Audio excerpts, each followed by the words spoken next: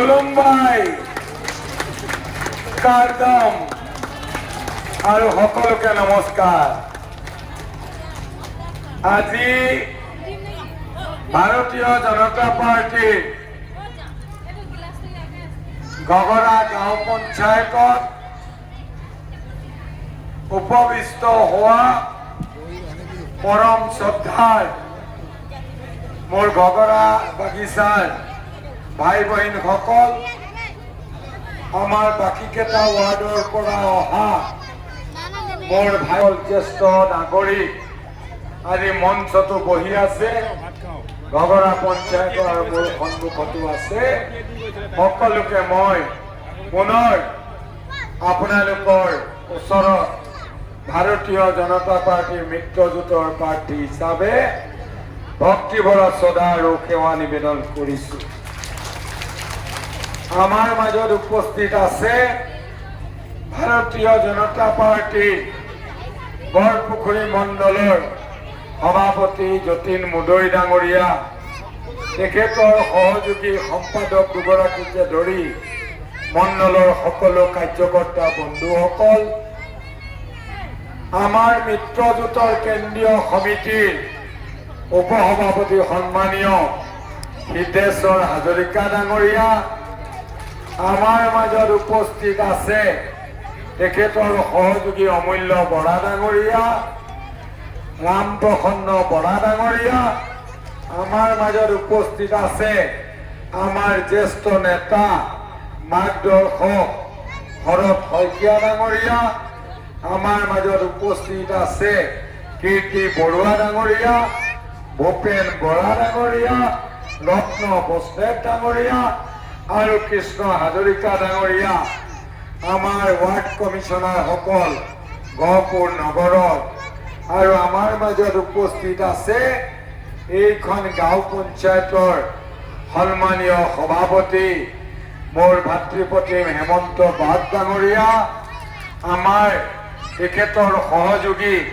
Ward সদস্যসকল আৰু আঞ্চলিক সদস্যা ধৰিত্ৰী নায়ক ডাঙৰীয়ানী, আমাৰ মাজত উপস্থিত আছে আমাৰ মহিলা মৰ্চাৰ সভানেত্ৰী, মহিলা মৰ্চাক আগবঢ়াই নিয়াৰ কাৰণে চেষ্টা কৰি থকা জুৰি নেওগ ডাঙৰীয়ানী, আমাৰ মাজত উপস্থিত আছে উত্তম আগৰৱালা ডাঙৰীয়া আৰু আমাৰ প্ৰাক্তন DSC মেম্বাৰ হেমন্ত দেউৰী ডাঙৰীয়া, আমাৰ মাজত উপস্থিত আছে যুৱ মৰ্চাৰ বন্ধুসকল আৰু আমাৰ বিভিন্ন বিষয়ববীয়াসকল, আমাৰ কাৰ্বিৰ প্ৰতিনিধি, আমাৰ বাগিচাৰ প্ৰতিনিধি, আমাৰ ACMS আৰু এচিকেছৰ বিভিন্ন ধৰণৰ প্ৰাক্তন আৰু বৰ্তমানৰ বহুকেইগৰাকী কৰ্মচাৰী আছে। সকলোকে মই আন্তৰিক অভিনন্দন জ্ঞাপন কৰিছো। মোৰ অতি শ্ৰদ্ধাৰ প্ৰতিটো ভিঅই আজি তেওঁলোকৰ ট্ৰেডিশ্যনেল একোখন গামোচাৰে মোক মৰম যাচিছে। এই মৰমৰ কাৰণে মই তেওঁলোকক সেৱা যাচিছো। আৰু আজি ঘগৰা পঞ্চায়তৰ যুৱ বন্ধুসকলে ঘগৰা পঞ্চায়তৰ সীমাৰ পৰা মোক হৰ্ষ উল্লাসেৰে আজি এই বাগিচাৰ নিৰ্বাচনী সভালৈ নিমন্ত্ৰণ কৰিছে। তাৰ কাৰণে মই নিৰ্বাচন সমিতিৰ সভাপতি আমাৰ ৰামেশ্বৰ ভক্ত ডাঙৰীয়া, আমাৰ সঞ্জু বাগ ডাঙৰীয়া, আমাৰ বিভিন্ন যিসকল নিৰ্বাচনী সমিতিৰ দায়িত্বত আছে পৰম শ্ৰদ্ধাৰ কাৰ্যকৰ্তাসকল, সকলোকে আকৌ যুৱ বন্ধাক মই বিশেষভাৱে আদৰণি জনাইছো, শুভেচ্ছা জনাইছো মিডিয়াৰ বন্ধুসকলক। আৰু মোতকৈ সৰু আৰু আমাৰ যুৱ প্ৰজন্মৰ উঠি অহা নতুন নতুন ভোটাৰ আজি বহুতক মই ইয়াত দেখা পাইছো। প্ৰত্যেকবাৰ নতুন ভোটাৰক মই মোৰ হিয়াৰ মৰম জ্ঞাপন কৰিছো আৰু আশীৰ্বাদ দিছো, ভৱিষ্যতে যাতে তোমালোক ভাল মানৱ সম্পদ হিচাপে গঢ় লৈ উঠিব পাৰা। আজিৰ দিনটোত মোৰ শেষৰখন নিৰ্বাচনী সভা, আৰু মই নয়া ঘগৰা বা ঘগৰা বাগিচা বা ঘগৰা পঞ্চায়তত ভাষণ দিব লগা আছে বুলি মই নাভাবো। বছৰটোত 12টা মাহ আৰু 12টা মাহত মোৰ ভুল নহলে এইখন পঞ্চায়তলৈ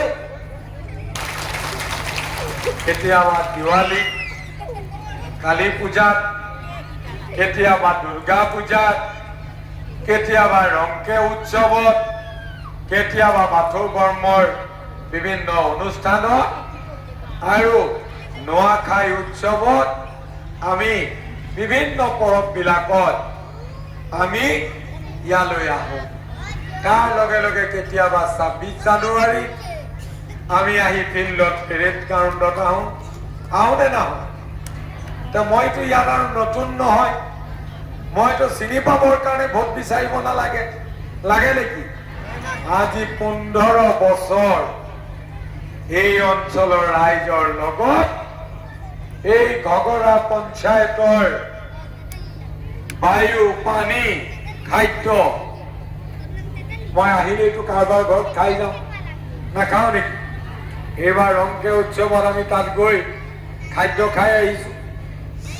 কালী পূজাত আহিলে ইয়াত জেলপি খাই যাওঁ নে নাযাওঁ? মোৰ চুগাৰ আছে যদিও জেলপি বেছিকৈ খাই দিওঁ, ইয়াতে ভাল লাগে কাৰণে, হয়নে নহয়? মোৰ ঘৰৰ পৰা ফোন আহি থাকে, ৰামেশ্বৰহঁতে কয় এটা খাই দিলে একো নহয় পূজাৰ কথা। আৰু মোৰ ফেমিলিয়ে মোক ফোন কৰি থাকে, গগৰালৈ গ'লে বেছিকৈ জেলপি নাখাব।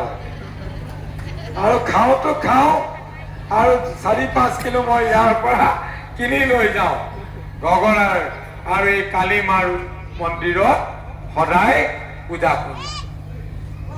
আজি আহি